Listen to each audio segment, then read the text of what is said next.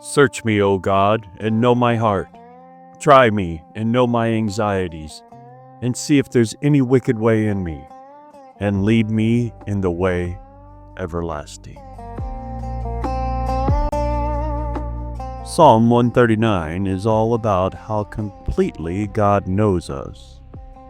Earlier in the psalm, David says that God knows when we sit down and when we rise up. He knows our thoughts from afar. He even knows the words on our tongue before we speak them. In other words, nothing about our lives is hidden from Him.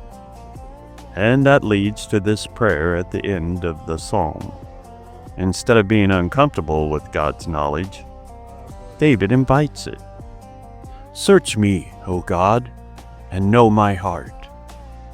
This is a deliberate request. David is asking God to examine the deepest parts of who He is, His motives, His thoughts, the inner direction of His life. It's a prayer that requires humility, because it means being willing to see what God might reveal. Think about riding a bicycle that has started to feel slightly off. Maybe the steering pulls a little to one side, or the brakes don't grab quite right. At first, you might ignore it, but eventually the wise thing to do is stop and inspect the bike closely. You check the tires, the chain, the alignment, because a small issue left alone can turn into a bigger problem down the road. David is asking God to do that kind of inspection on his heart. Try me and know my anxieties. The word try carries the ideal of testing or refining. David is inviting God to examine even the things that trouble him inside, his fears, worries, and hidden struggles.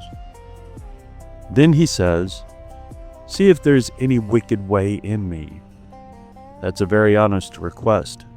David recognizes that people are not always the best judges of their own hearts. We can justify things. We can overlook our own faults. But God sees clearly. So David asked the Lord to reveal anything in his life that is leading in the wrong direction. And then comes the final line. Lead me in the way everlasting. That's the goal of the whole prayer. David doesn't ask God to search him just to point out problems. He asks because he wants to walk in the path that leads to lasting life, the path that aligns with God's ways. For believers, this passage is a powerful model for prayer. First, it reminds us that God already knows us completely. Nothing about our lives is hidden from Him, which means we don't need to pretend or hide when we come to Him. Second, it encourages us to invite God to examine our hearts honestly. That kind of prayer takes humility, but it leads to growth because it allows God's truth to correct and guide us. And third, the goal is always direction. When God reveals something that needs to change, it's not about condemnation. It's about leading us onto the right path. Every once in a while, it's worth slowing down and praying exactly the way David did. Ask God to search your heart. Ask Him to reveal anything that might be pulling you off course. And then ask Him to lead you forward in the way that lasts. Because the safest path for a believer is the one where we allow the Lord Himself to guide the ride. Couldn't think of a better way to begin this here work week, my friends and family. I hope you have a blessed Monday, and I hope to see you here tomorrow.